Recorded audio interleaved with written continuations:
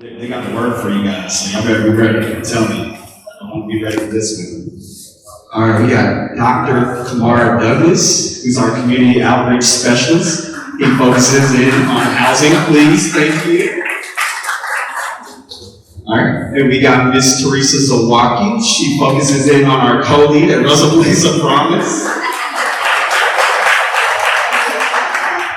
And then we have Miss Daphne Walker. She's our communications specialist. She focuses in on all the graphics and the social media designs. And then we have Miss Cassandra Webb, our other co-lead, who is focusing on all things that she does. So she does a lot of great things. So please give her a round of applause. So again, we ask that you listen in. We really want to get engaged with this conversation because we have a lot to tell you. We've been having a lot to tell you, but thank you again for bearing with us. We look forward to again engaging with you afterwards. Thank you. All right, so we weren't able to talk about the promise of people earlier, so we want to combine sessions. Promise of people. And so the four of us are going to talk about our approach and our strategies on the people side and on the play side. Daphne and I will discuss our people strategies, and then we'll hear from Theresa and Camara. They will talk about our investment philosophy, and then we'll get into our wealth building pathways that are housing, workforce development, business development, and community ownership and neighborhood assets via 30th and Madison. And as we talk about those particular pathways, we'll also talk more specifically about how the people side of the work shows up in those pathways. So throughout this morning, we really covered a lot about our promise to people, our emphasis on building a culture and a brand that is people-focused, and really starting with the team, how we operate with one another, how we treat one another, how we approach our work authentically ourselves, authentically Black. Our spaces are intentionally Black. And that is a part of our approach to Russell Place of Promise. We have throughout, well, let me start back in 2018, when I attended the Place of Promise Convening. I was a part of the Cities United team, but I went to the convening not really sure what the Art Pop project was going to be. And as I had conversations to the promise of people, really wanted our conversations focused on how do we emphasize community organizing and building relationships with people. And so in 2019 is really when I started in community organizing, and I knew that we needed to do canvassing. That was one of the biggest things that we did in NC3. We did door knocking, and continuing to engage the community, which is kind of for a lot of organizations. You don't really see people out and about walking around door to door, whether it's to residential properties or to commercial properties. You don't really see people out and about soliciting, or if you do, they're typically they are soliciting or they're doing it for other reasons. But for a community-based organization, that's pretty rare. And to have team members that are dedicated doing that canvassing work is even rarer. And so I knew that needed to be a part of our approach. And within the first year, in 2019, I remember it was Theresa and I, and Anthony, yes, sometimes, and we were knocking on doors. I remember one weekend in particular, around 30th and Madison, I believe we knocked on over 200 doors. And we were just passing out information about what we wanted the site to be, as well as we had an upcoming community event. And that was kind of like our initial phase, just 3 of us and 2 of us sometimes. And since then, our team has grown and kind of fluctuated, but that has been a huge part of how community knows us. We walk around with our orange shirts, or our white or gray or Black shirts with our logo. And to that earlier part about like what's a part of our branding, these colors that we're representing on this stage are a part of that branding, but also a part of our branding is to say like we feel comfortable having conversations with people on their doorsteps. That is how we build relationships with people, is to talk to the grandmothers, the grandfathers, the aunts and uncles, the kids, playing outside, just stopping on the sidewalk and just being like, hey, have you heard about our pop? Have you heard about this community event that's coming up? That is a part of our brand, is for us to be approachable, and folks feel comfortable coming to us. We also do several different other strategies that include events. Events are one of the biggest ways that we engage with the community, and those events include everything from a homecoming celebration. We're going to have our third annual homecoming celebration this fall. It'll be September 28th through October 1st. There's a save the date outside for that, but we started that in, I can't believe, we started that in 2020. And so that's when some of the COVID restrictions started to lift towards the end, but we were still really in the midst of the pandemic, and we did everything outdoors. Y'all, we did like a day outdoors, Harlem of the South soiree, where we were honoring the history of the Russell neighborhood. And those homecoming celebrations are really a statement for us to say this is our home. And that our work is centered around anti-displacement, that the people and places of Russell should still call this home, and it's okay to come back. We want people that may have grown up in the neighborhood, may have had businesses in the neighborhood before, to come welcome back, see how you can get connected to us. And so that's just one of the many events that we do. We are having a community dinner this evening. We have community dinners pretty often. We also have community meetings, whether they're just general meetings or they may be more specific to certain topics. But we know that convening people together is a way to share information. That's how people find out about what's going on in the neighborhood, find out what's going on with RPOP. That's also a way for people to build relationships with one another and for them to organize around certain issues that they think are important to them. And it's also a way for us to move the work that we need to move as we are trying to accomplish so many goals. Convening people together and meeting and learning together is important. I want to touch on a couple other things, and then I'm going to pass the mic to Daphne to talk about some of our storytelling and communications that we do. But some of the other things that we have worked on, especially during the height of the pandemic, was to make sure that we were getting the political awareness out. So we did political conversations, which Daphne Floyd led that for us with a couple other team members, where there were different issues that were coming up in Metro Council or things that folks should be paying attention to on the state level. We were having conversations with either candidates or folks in those positions to say, let us know what's going on. Fill us in, what should we be paying attention to? When are the primaries? When are the main elections going on? And how do we get folks registered to vote? So we were having those conversations both virtually and in person, because this work is, yes, there's individual change, there's family change, but we also know there's systemic change and there's policy changes that need to happen, and we need folks to be actively involved, civically engaged, and paying attention to what's going on in the community, and emphasizing that local elections matter. What it matters who our mayor is, it matters who our Metro Council members are, and so we really emphasize that in our engagement with sharing information, but also engaging in different advocacy groups. Many of our team members are participants in coalition groups, whether it's around housing, representing Russell in that space, or engaging residents to be engaged in those particular coalitions. And so building those relationships with other like-minded partners, with other residents or community leaders has been crucial to our work around how do we really make sure that our people side influences our place side of the work.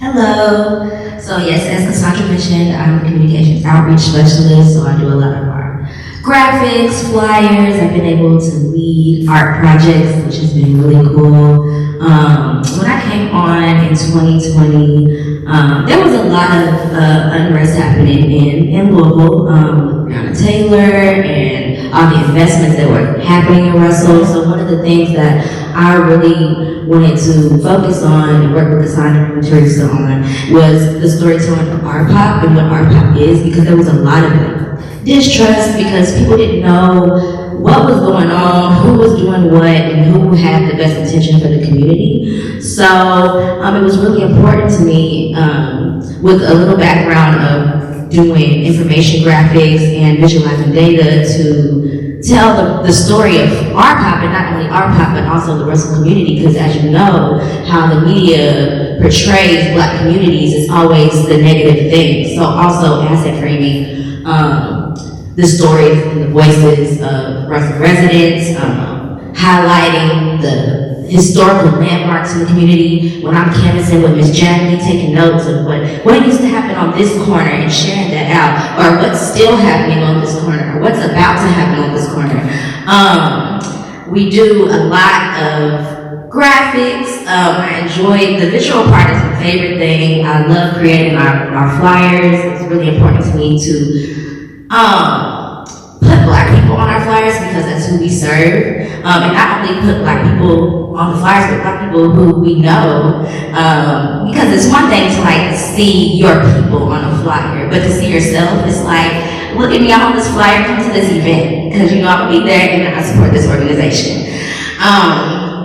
Yeah, we've done a lot of different things. We send out emails, text messages, postcards. I know people got tired of text messages. We always send out text messages. Let's see, what else? Can I speak to? As Daphne was discussing, there are so many different communication methods that we use, and that's being really intentional. That we know that not everyone can come in person to a meeting, so we're trying to make sure things are accessible.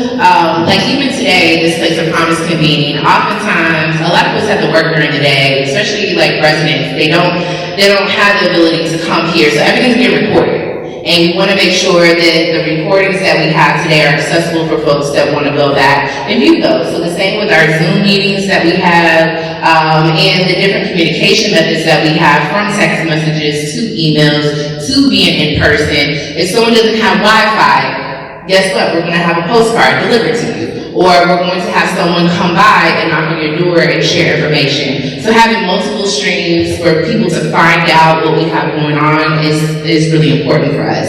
I'm just going to touch on a couple more things before we transition into more about like our investment philosophy. But we oftentimes talk about shared learning. And I was having a conversation with Andrea earlier about like decision making, shared decision making. And for us, shared learning comes first. We want to make sure that as we are making decisions as a team, and with residents, that everyone is informed. And that requires us to learn together. And so that has taken a few different forms. Some of that has taken in the form of work groups that you all have heard us talk about. To date, we've had 3 different forms of work groups. Our first one was the Russell for Russell Coalition, and this started in the summer of 2020, and we met for almost like 9 months, every other week virtually. And what we heard from participants in meeting virtually, because there was so much social isolation happening, that people felt connected. They felt like they weren't alone.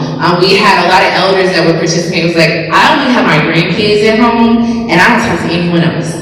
And so the virtual sessions that we were able to host for people made them feel more connected and made them feel more informed. So we didn't even know we were doing that in the moment, but to get people to say that to us meant like, not only are we talking about these topics of Black wealth and what investment means, but we're also addressing people's social and emotional needs in this moment when there's so much chaos going on.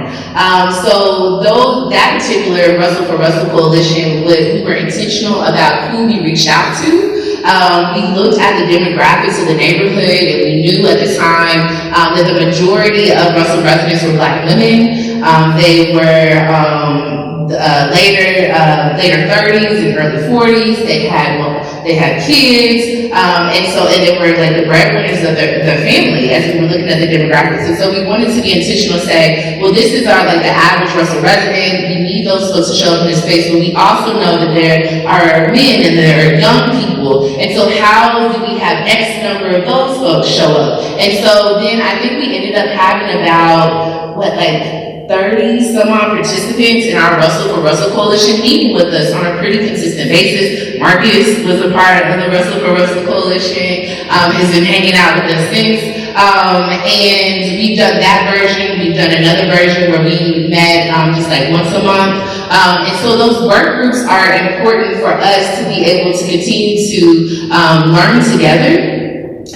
Those work group members, if they participate in so many sessions, are also able to travel with us, and you all have heard us talk about that. And in our travels, we have been able to visit community land trusts, we've been able to visit different community art spaces that have been really inspiring for our work, and so many other organizations that either focus on affordable housing or business development. And those shared learning opportunities, once we got to a really good place with a consistent group of folks that were learning with us, that were contributing to our work, that helped us then make some of the decisions that we had talked about around becoming a 501c3, transitioning, adding the community land trust to our work, as well as it's helped us think about even going after grants. Everything that we if we apply for a grant, we ask community members, our work group participants, if this is something we should do. So particularly for our Fifth Third grant that we went after a couple years ago, before we even applied and we were really thinking through that, we said, is this the right thing for us right now? And let us really talk through this with residents and see if we were to receive this, is this something that they want to have in their community? And so we did that process, and they helped us with a video. But that shared learning before we make decisions together has been crucial, because we don't want to make decisions in a vacuum, but we also want to make sure that everyone is informed with the same information that we have. I think that's my cue. So, to sum that all up, and excuse me, I'm terrible with notes, but I need to look at my phone to say this or I'm going to get it wrong. To sum all of that up, Russell, A Place of Promise's theory of change involves investing in people first to solidify long-term authentic partnership with Black residents and centering resident leadership in organizational decision-making and strategy. This approach relies heavily on direct, sustained, and wide-ranging relationship building with residents, including hiring Russell residents as part of RPOP's staff. RPOP's outreach team uses network organizing principles and practices to reach residents through door knocking, virtual and in-person events, postcards and other mailings, text messages, social media, and phone calls. So there's a lot of stuff there. And then as we transition into our place-based work and the investments that we're making in wealth building pathways, I also want to share with you our investment philosophy. So when we think about how we invest in the Russell neighborhood, we approach that work with this. Investing in people before substantial investment is made in the place of Russell results in capital investments structured to be responsive to and rooted in the interests of Russell residents. RPOP's capital and programmatic investments are transparent and accountable to residents, provide opportunity for resident ownership, rely on residents as partners, I cannot emphasize that enough, add more value than they extract. That's another really central part of this. Position of primacy. So when we think about who gets protected, residents get protected first. I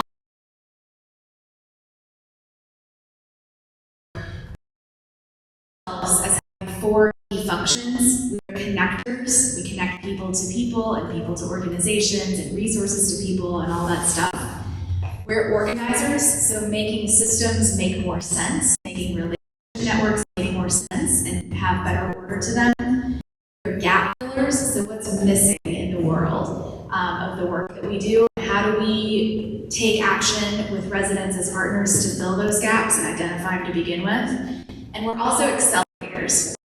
We are, as much as we are slow and steady and focused on relationships, we're also super impatient for results. And so we always want to see things moving faster. And not necessarily so fast that we lose residents, but faster than they would move without someone who is always intentionally thinking about what happens in Russell and how to move things forward.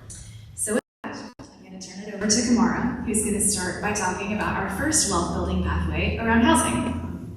Hello, I would like to first thank you all for staying around for this last session. It really means a lot to us. I hope you are learning lots of things and having a wonderful time.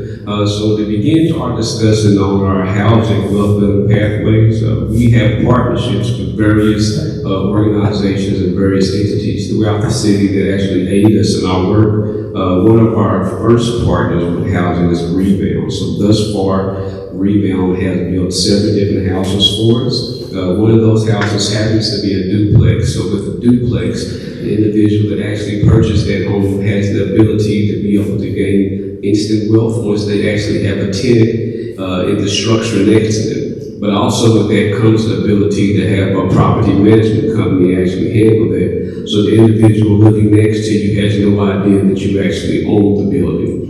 Rebound is also currently building 7 additional homes with one more additional duplex for us. We also have connections with Louisville Urban League. With that, they provide first-time homeowner classes. So to qualify for a Rebound home, you have to take the first home owners class through Louisville Urban League. Also, we have a connection with Fifth Third. Fifth Third was able to provide us with some money to do home repairs for Russell residents. So we were able to do about 32 different home repairs last year. And if you were around earlier, got a chance to hear Miss Jackie, instead of me saying elderly, we got a chance to service some sexy, sassy seniors. And also individuals that might be physically impaired. So with those renovations, we did everything from roofing, windows. We actually found a lady that was without water in her house for about 8 years, and we were able to get that taken care of. Beyond that, too, with some of the money from that grant, we did some work. New Directions, of course, they were the ones that we contracted to be able to actually to conduct the home repairs. Part of that grant, too, allowed us to do some work with Legal Aid Society. So Legal Aid Society was able to provide free wheel service for the individuals that were part of the home repairs, an additional 30 plus people. And in doing that, we understood that a lot of people that we were interacting with, a lot of the residents of Russell, did not really truly understand the need for a wheel. So we began to do various learning sessions with the residents. So with that, we had my man in the back, Mr. James Mays. We did some online Zoom sessions that we shared through our Facebook Live, where we were actually having him talk about the importance of wheels. We also had a partnership with Bridge Kids International. They were able to talk about the financial literacy aspect to kind of bring home the importance of actually securing the actual belongings you have for the people that are to come after you.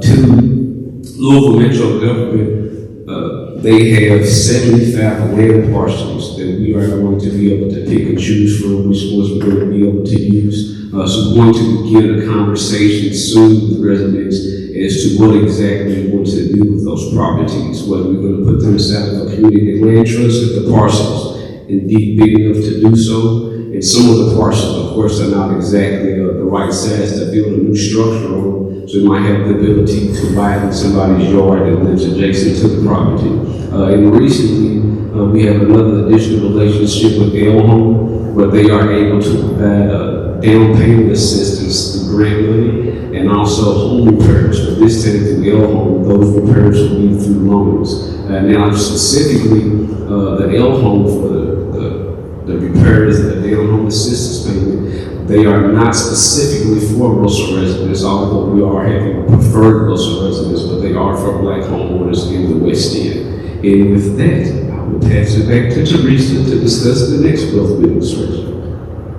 I'm gonna hop in. Please do. Copy. So for those of you all that are not familiar with L Home is one of local CDFIs, community development financial institution that we work with. We also have worked with a couple others, including Park Community Credit Union, which actually is a new CDFI, relatively new CDFI to local network. But I wanted to talk about Camara had sparked my memory around the CLT work that we have been doing and will continue to do. So you all heard from Maya earlier today. She helped build out some of our shared learning opportunities that we did in the summertime of 2021, where we hosted a summer learning sessions. So we did a virtual engagement and we did an in-person engagement around guaranteed income, around community land trust, and around cooperatives. Yes, so we did those 3 topics at various locations in Russell. And so as we embark on this journey with identifying properties, 75 properties from the land bank that will be transferred over to Russell Place of Promise, we are going to be creating more curriculum around how we engage with residents. So all of the curriculum that we have put together for work groups or the summer learning series is developed in-house.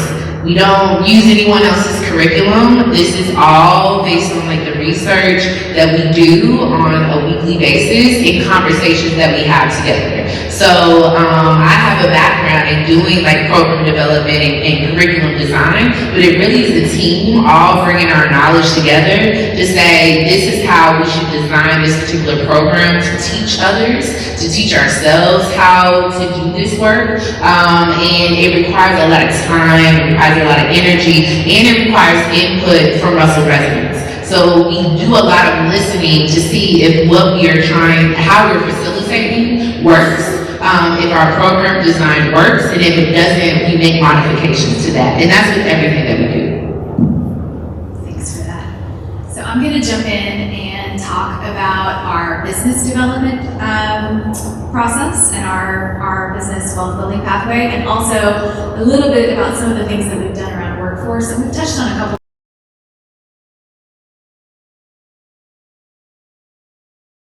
2019, our business development strategy. And at first, had this idea that we were going to go door to door in the business community in Russell, and it was called the Front Porch Campaign. And we were going to sit on people's business front porches and talk to them about why they're in Russell. And did they know they were in Russell? And how could they partner with Russell, a Place of Promise, to provide us with support and really just access? Because businesses see a lot of people come in and out during the course of the day. They have employees and they have other team members. And we really wanted to engage with them because they also are our neighbors.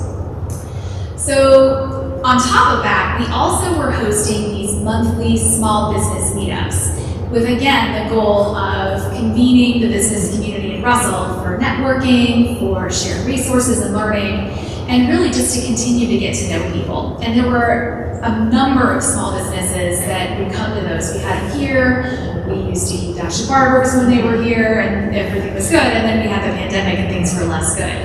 And so because we had been hosting these small business meetups, and we had this network of businesses that we were engaged with, we were able to reach out, making phone calls, sending emails, getting in touch with people to say, hey, I know we're all shuttered right now, but did you know there are these federal resources? Did you know about the Paycheck Protection Program? Did you know about the EIDL loan program?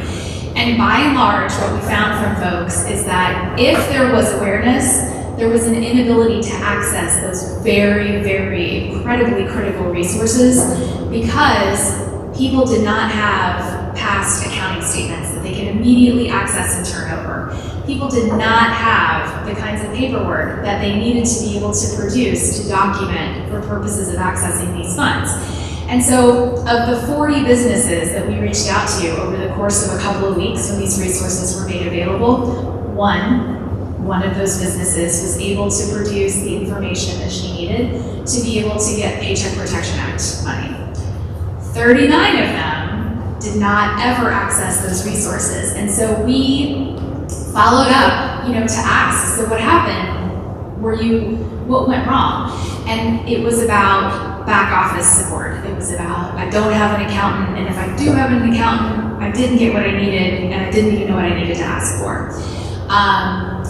Business owners do a lot in the course of their day. People who are just starting out in their businesses do an especially large amount of things themselves, and they don't have an HR person that helps them hire. They don't have an accountant. They don't have somebody who keeps their records and does their books. They do it all. And that's really scary. And so in thinking through that gap and that lost opportunity for folks to access those resources, we created the Russell Small Business Accelerator. It is a Business 101 style 9-week session that gives people access to Black business professionals, and that's super important because nobody wants to join an accelerator and just hear from white people. When the goal is to promote Black businesses, Black entrepreneurs, Black founders. So we were very intentional in bringing in facilitators and professionals who represented the people who were in the cohorts. We started off with a generalized cohort of 12 business owners. Some of them brought other team members, and so in total, those 12 people brought in team members who had their own businesses, in addition to working with the owner. And so we were able to support 21 Black-owned businesses through this accelerator. And at the end of that cohort, we were able to provide each of those original 12 participants with $1,000 each in a friends and family style investment in their business. It's basically a grant. We did not dictate how those funds needed to be spent, but we did ask, what would you do with that money? And so we heard from people that they were able to establish working capital, which they did not have before. They were able to pay for a lead generating subscription so that they did not have to go out and do as much knocking on doors and really pounding the pavement to try to generate clients. They bought their insurance for a year. It took a lot of pressure off people to be able to move their businesses forward. And what we found was that a number of those businesses were accepted into other more intensive programs that were able to offer them greater resources because they were prepared for that next step. So we were super excited about that. So then we started thinking about who owns businesses in Russell, who owns businesses in general, and where's the biggest opportunity for us to focus our next business accelerator. And what we landed on was Black women who had retail business or a food-related business. And so for our next cohort, we had 12 women who got all the Business 101 style curriculum, but for the second half of the cohort, we're split into 2 breakout groups. One that was focused on things like food safety and costing, customer service. And then the other group was focused on, again, customer service, but also establishing an online retail presence. So we were able to specialize the curriculum to reach the audience that we had recruited to be part of the cohort. And we were very, very excited that at the end of this cohort, we were able to offer $5,000 to each of those businesses. And that has been our model moving forward. And that is in very large part thanks to funders that have come into the world of Russell, a Place of Promise. Render Capital has been a huge supporter of ours, as has Fifth Third Bank, the Truist Bank Foundation, and First Harrison Bank, as well as Park Community Credit Union. So we want to thank all those funders who stepped up and supported this program. So now we've hosted 3 cohorts of the Small Business Accelerator, and we've hosted a series of 5 listening sessions in partnership with Play Cousins Collective and the Metro United Way's Ready for K Alliance, which is about early childhood education and kindergarten readiness. And those listening sessions were focused on the 14 center-based childcare and early childhood education centers in the Russell neighborhood. 8 of them have shown up consistently. They've offered their time, they've offered their insight, and they've offered their input into the design of a 6-month-long childcare-focused accelerator that will kick off in about a month. And so that program will be focused on giving the centers and their teaching staff access to all the training hours they need for their whole year. So they need 15 hours of training to keep their state licenses. They'll get that. And then also access to a community of practice that creates networking, it creates culture building that Play Cousins will be helping to facilitate. And it also includes resources. So the Metro United Way is providing some funding. It'll end up being about $1,200 per center of stuff that's going to be purchased to help The centers increase their state rating, so the state does a star rating, and so to make those star ratings go up, there'll be some stuff. And then Russell will place a promise, again, with the support of those partners I mentioned, we'll be providing $5,000 in direct funding to the centers to be used as they choose. So, people are involved in this strategy because we are always listening to what the voice of the community is saying about the businesses that they'd like to see supported. We hear directly from the businesses about the work that they need to be successful. And then, as I mentioned, these listening sessions with childcare providers were, that was about 15 hours of time that we spent with daycare providers and teachers, understanding what the challenges have been, understanding what COVID has done to their model, understanding what they need to be successful, and then designing a program to meet those interests and needs. I'm going to talk for like 3 minutes about workforce, and then I'm going to stop talking, and Camara's going to talk again. So we also focus on workforce development. We do not write resumes, we do not do job coaching, we do not do direct placement, we do not do direct services of just about every kind. But we do partner with other organizations who are doing those things to promote opportunities to bring resident voice into the decisions that are made about the programs and the practices and the policies that are created and offered. The first way we did that was through a grant, again in partnership with Metro United Way and a whole bunch of other people, through JP Morgan Chase's Advancing Cities program. And that program, that grant was designed to provide training so that people could enter the workforce in technology. Nobody asked residents if that's what they wanted, and so it was a little bit slow to start because people were like, do I really want to work in a call center? Do I really want to configure firewalls? Maybe not. And so what we were able to do is, number one, to promote opportunities to connect with each of the providers that were part of that grant opportunity, but also to provide feedback to the Metro United Way as the convener of that grant to help shape approaches to connecting with community that looked different than what they were originally intended to look like, and also to start to shift the conversation to, instead of thinking about what people want and giving what you think they want, to actually engaging with them to understand what they want and how they want it. And so that translated into our second conversation with Metro United Way that we mentioned earlier around the YAL Lift program. And what Russell has brought to that conversation around creating a guaranteed income pilot was the voice of the community. And I'm going to stop. Yes, so what I was going to say with the voice of the community, so I mentioned earlier in 2021, we did a summer learning series on 3 different topics, one of them being guaranteed income and universal basic income. So when we had conversations with residents, we did that shared learning. We were learning about that particular topic, and we asked them if we were able to do a program, a guaranteed income program in Louisville, what demographic group would be interesting to you all? Who, like, if we were to do this in Russell, who should we focus on? And young people kept coming up over and over again. Now at the time, we did not have any funding. We were in conversation with Mayor Fisher at the time, really advocating for a guaranteed income, but it wasn't the right time. And so then some funding came through to Metro United Way, and to the city, and we got connected to the mayors for guaranteed income, and then that opportunity came to be. And so that's when we got pulled in, and we said, well, look, we've already had conversations with residents. We know that they want this, and we know that our focus should be on young people. And so that is one of those examples where, since we're already in conversation with community members, when the time is right, then we can pull from those conversations to then inform our decision making as we advocate for Russell.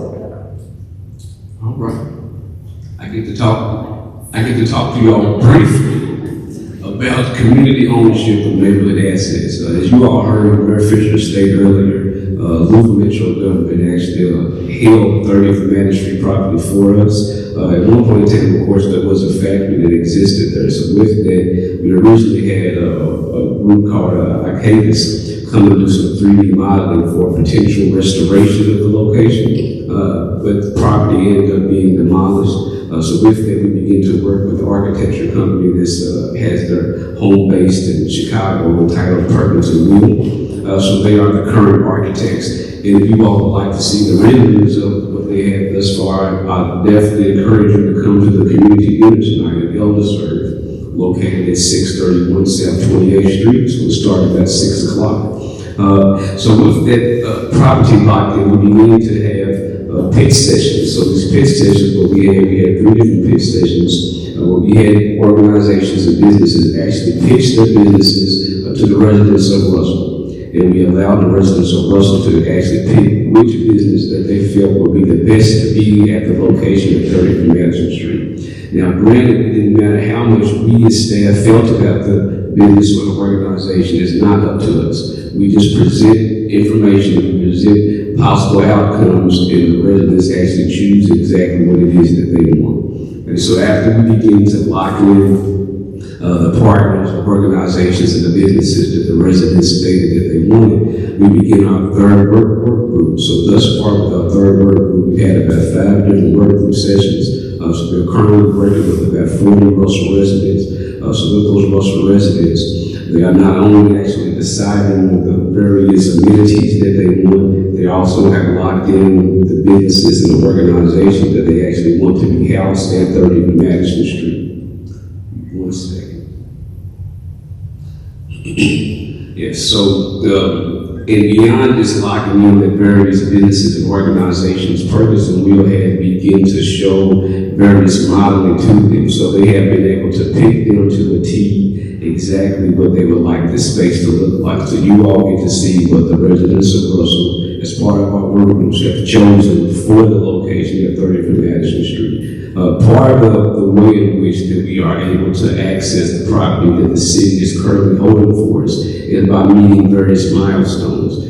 So one of the latest milestones that we have met is by securing the fence around the property of 30th and Madison Street. They actually just got finished motion just the other day, which is great because it was right in time for you all to be able to see it. So, with our tours coming up, if you all choose to go to 30th and Madison Street, you all get a chance to actually lay your eyes on this 5-acre piece of property that our Russell residents through our work groups have been deciding and picking up what they would like to see there.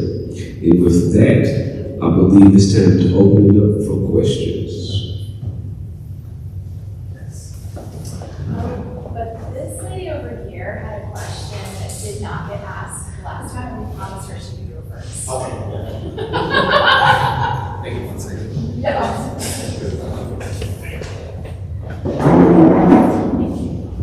Hi, my name is Anisi Chenault. I'm with HUD, and I run the Family Self-Sufficiency Program nationally, but I also live here in Louisville and work on the Choice Neighborhoods team here in town. 2 hours ago, I had 1 question, and now I have like 15, so I'm only gonna ask 1. And my biggest question is, I'm just really sort of blown away by this partnership pledge. And I'd love to hear more about how it was developed.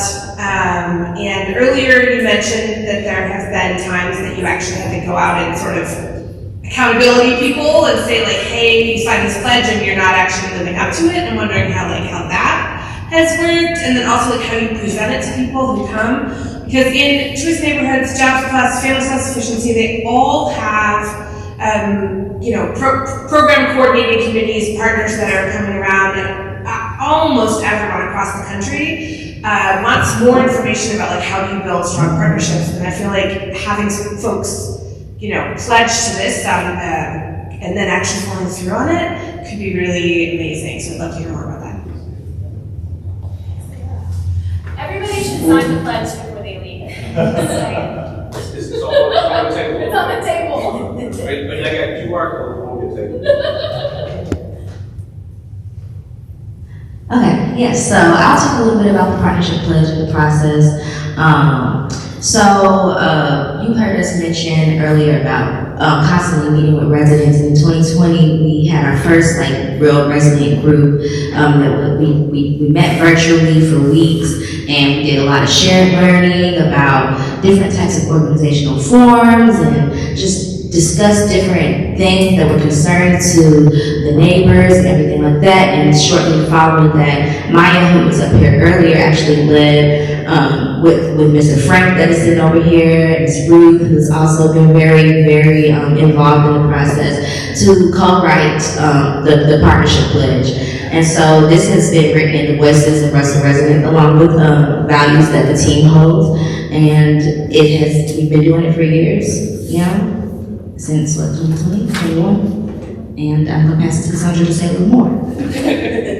Yes, so I'll speak to that accountability piece. And Theresa had mentioned this earlier this morning. So our partnership pledge is a guide for us. We want residents to hold us accountable to what we say in the partnership pledge. So if we are going out of alignment, if we are saying we're doing shared decision making, and if we make a decision and they're like, what? Why did you all do that? We want people to come to us and say, like, you have to stop, this is not in the best interest. That has not happened, but that's what we want to happen if that ever comes to be, that residents feel comfortable approaching Russell Place of Promise to say, you all are actually making decisions, your behavior is out of alignment of what this partnership pledge outlines. Now as for partners, that is something that we have used the partnership pledge in conversation with some of our partners that we have talked about, that we partner with on our wealth building pathways.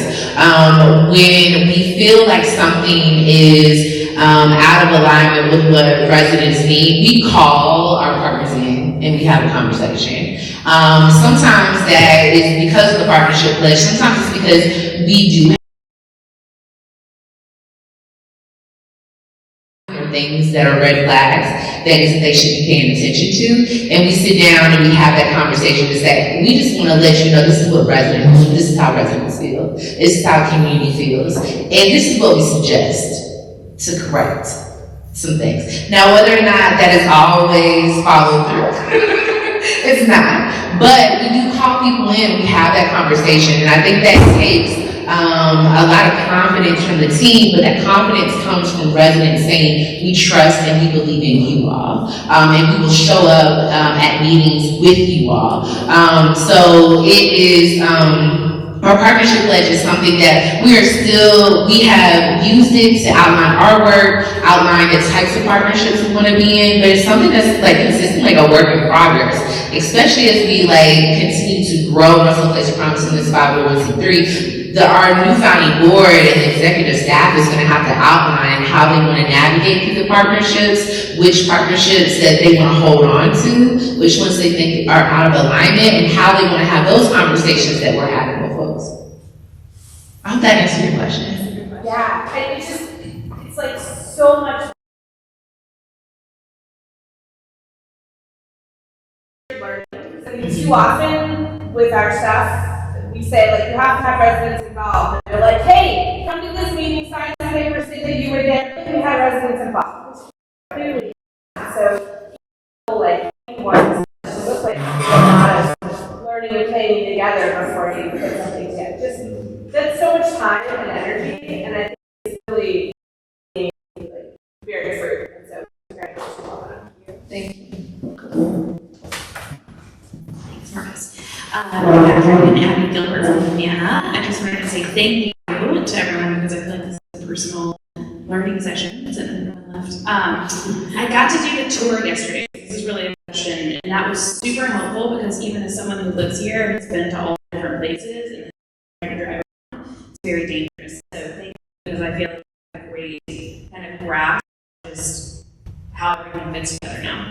So about the 75 properties. So, because clearly there's, when you drive around and see there's like lots of, open spots. So was that a partnership where the city was helping you guys identify if someone did own the land versus not? And then, and the follow-up question to that is, they're like just giving you guys those properties or you have to purchase them?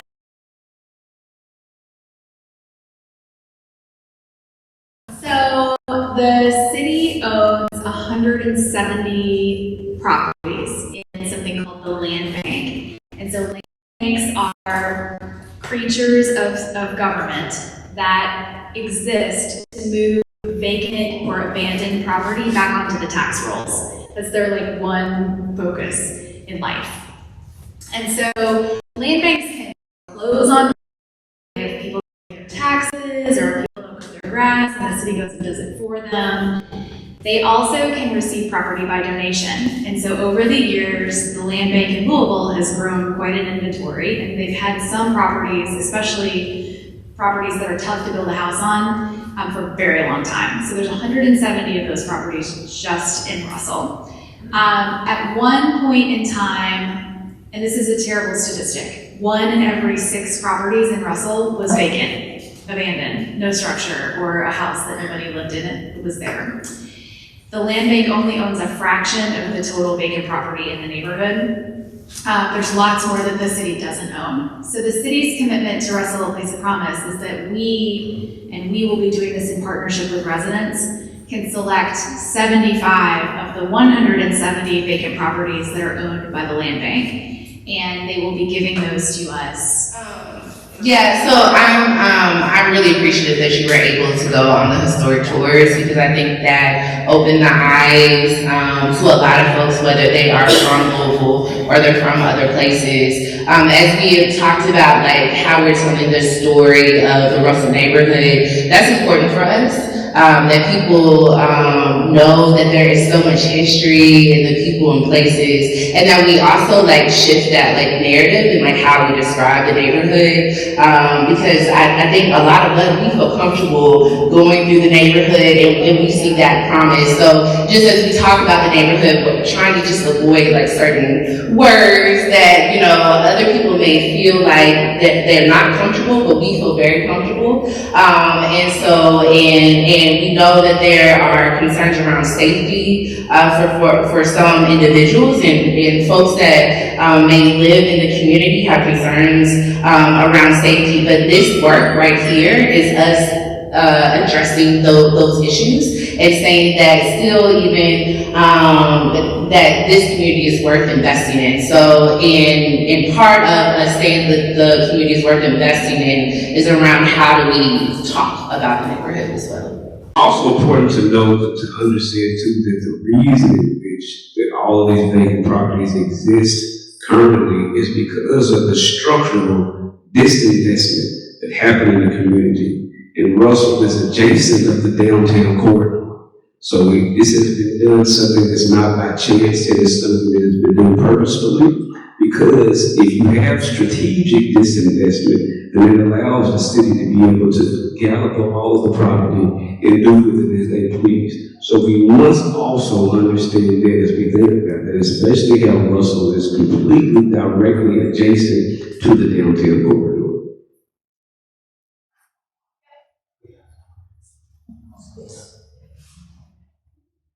Sorry about that. Hello, everyone. I just want to say thank you guys so much. It's been such a wonderful day. My name is Noelle. I'm from the Brownfield Partnership in Brooklyn, New York. And I was really loving to hear you guys talk about the working groups. And I just wanted to hear more about kind of like how you guys went about setting those up. Like, how do you convene the working groups? How small or big are they? And the biggest thing, because we're always thinking about this in Brownsville, is how do you make sure that they're well represented? There's not just the same obvious people who are always involved with bringing in the residents who sometimes aren't always coming to the table. Yeah, so with our Russell for Russell coalition, which was our first one, was looking at the demographics of the neighborhood, and we continue to do that. We look at the data, what the data tells us, and the data tells a story, and we try to be really reflective in all of our work to what's happening in the neighborhood. So that's the one thing I would say if you're trying to work with residents, look at the data, look at the demographics, and see how you can make relationships with those particular demographics that you're trying to engage with. So one of our most recent strategies that we are trying to implement is how do we get more Black men and boys engaged in our work. And so we've been really intentional with having conversations with the Black men that are on staff and other Black men that are connected with us about how do we engage with them. And so like figuring out where do we pop up. We do pop-ups in the community, which I feel like I mentioned earlier, but we do pop-ups. And so like we pop up at the 18th Street YMCA when it's after school and folks are playing in the gym, or do we show up at, we're doing a Father's Day event, right? We're doing a barbecue and chill, that's what it's called? Yes, a barbecue and chill, and we're partnering with Two Not One Fatherhood and Play Cousins Collective. So really looking again at those demographics and figuring out how do we partner with people that already are in touch with that particular group, and then how do we engage with those individuals to make them feel like included in the work.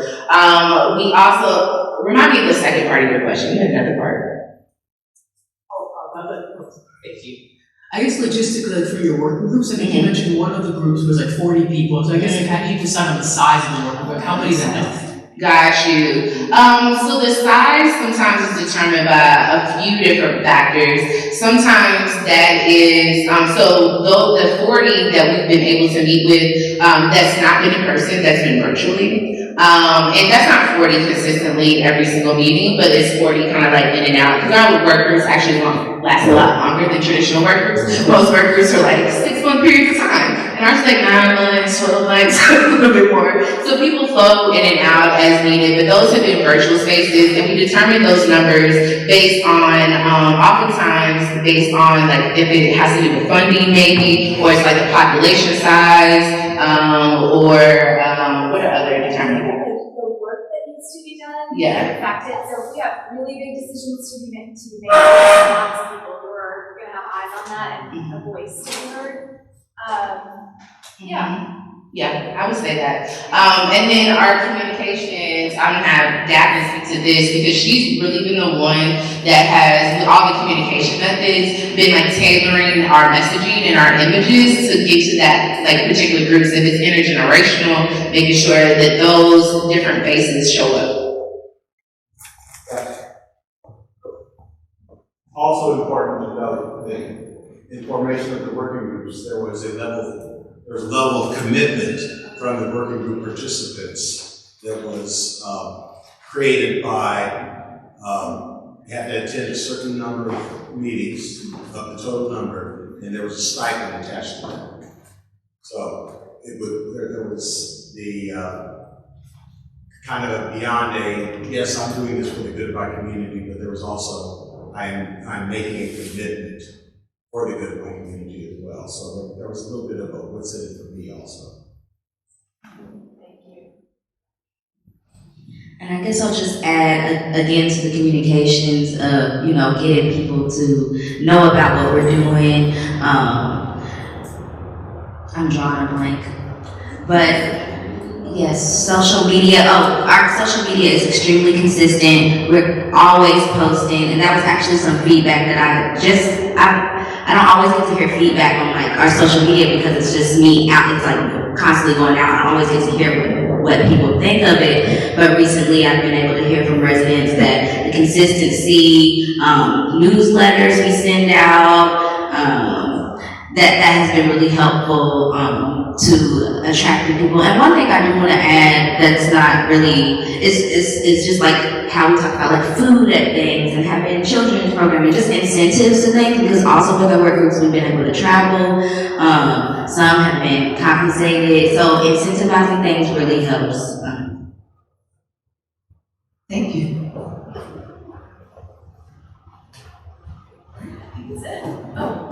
Okay, yes, let's talk about tours. Oh, no? All right, please make sure you sign the pledge, please. So let's talk about tours. I think we have decided that, yes, we're just gonna go to one location. We'll be headed to Molo Village, which is at 12th and Jefferson. This is a Black-led development that was just built, just finished 2 years ago. It was led by Dr. Reverend Jamesetta Ferguson, and as well as Johnetta Robinson. Yes, I just forgot her last name, Johnetta. And she, both of them have done amazing work with being able to build this almost $15 million investment in Russell. It sits right across the street from Baxter Park, in the old Baxter Community Center, which is now being renovated. And the building has quite a few businesses, as well as Norton Healthcare offices, and AMP's offices as well. So I won't share too much more of what's there, but if you do want to have a little caffeine boost, there's a coffee shop for you. They're staying open for us. Yeah, yes, Black Coffee is staying open for us. So there's a lot of things that you all can check out at this space. So we do have TARC buses that should be outside. Yes, they are outside for folks to get on. And you can take your stuff with you, or you can leave it here. We have this space until you all return. You all should be back here at 5. So that is the location we're going to.